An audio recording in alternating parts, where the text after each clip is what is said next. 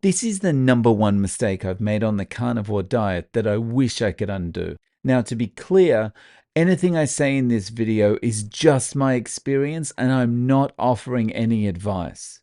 But it is something I think you should consider, or at least keep in the back of your mind when certain things start to happen. Just before we get started, I'm trying to get as many carnivore interviews as I can done over the next 2 months, and I would love to have you on to share your story. I'm opening my schedule up to be as flexible as possible, and I'll fit into your schedule. So if you'd like to come on and share your story, please let me know by sending me an email to realzerocarb@gmail.com. You don't have to send me a long email. Just let me know your name and how long you've been on the carnivore diet. We'll set up a time that works for you and we'll have a chat. I'm looking forward to talking with you. Okay, so what's this mistake? Well, firstly, let me give you some background. I've been on carnivore for almost 2.5 years now. And that's enough time to see some pretty good results. I've lost 34 pounds and I've maintained that weight loss. I'm sleeping better. I've got more energy. My skin is clearer. My anxiety has lifted. The arthritis I had in my left knee has gone.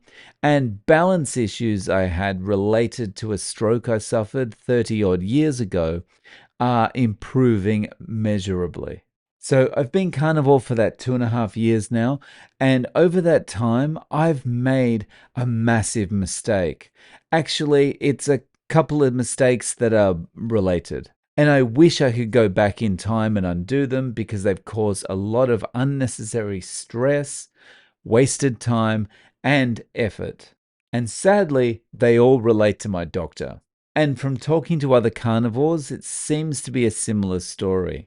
People don't truly understand their doctor until they are well into the carnivore diet.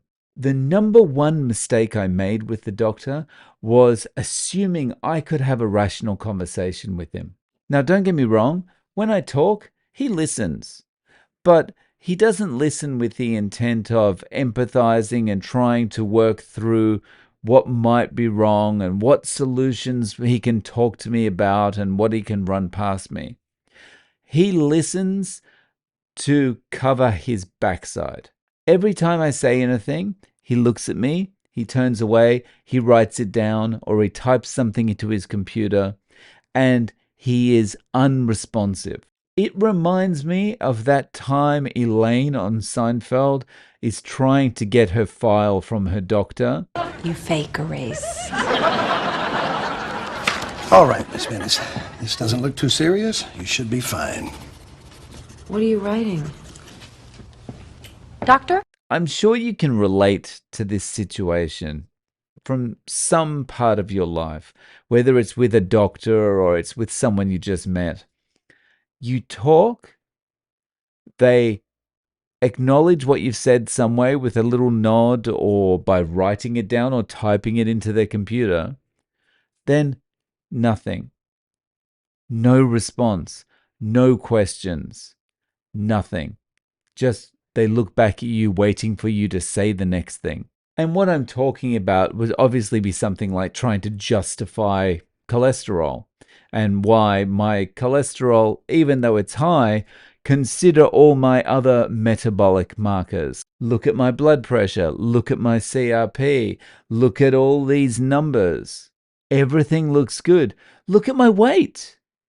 This is the lightest I've ever been. Look, when you put a tape measure around my belly, you've never seen that number before, right? But he just won't engage. And it comes down to this. I can't have a discussion with him because he's realized I'm not going to take any of his fancy pills. And so he doesn't want to talk to me. The second mistake I made with him early on was thinking I needed to appease him. So early on in my carnivore journey, when he saw my cholesterol numbers and he almost had a heart attack himself, he was talking to me about how, need to be on a statin, all this kind of thing. And again, I'm trying to talk about look at all the markers, look at everything in context. Let's look at this in a more nuanced way. And he kept harping on, you need to get the cholesterol down or go on a statin. And I have to admit, there was a period of time where I felt like I needed to keep him happy. I needed to meet some threshold. I needed to get that number down so that I could walk in there and say, see, I did it. You happy now? But at the end of the day, what would have happened? I go in there, say my cholesterol numbers go down, my cholesterol goes down from 300 to 100. And I go in there and say, look, my cholesterol got much better. I did that myself. What's he going to say? What's he going to do?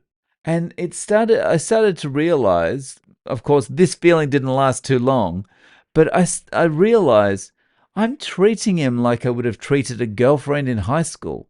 I'll do anything for you. Just talk to me. And the fact of the matter is, I came to the conclusion that my doctor's incurious. He's not interested in examining any of the nuanced information around my health. It's just, this number bad, you need to do this. That's it. And so the conversation was only ever going to be a one-way conversation like that, and him recommending me something from the guidelines. And to be honest, Google is also incurious, not very good at considering nuance, and very quick to show you websites with the dietary guidelines. So it kind of leaves me thinking, why are family doctors paid so much? Anyway, it made me realize I was on my own, and it made me realize I wasted a lot of time and effort and stressed out unnecessarily about this guy that, at the end of the day, he doesn't care anything about me. And just to reiterate, this is not advice. This is just me sharing my experience and having a little rant. Please smash the like button and subscribe if you're new. And if you want to find out how we got here, check out this video next.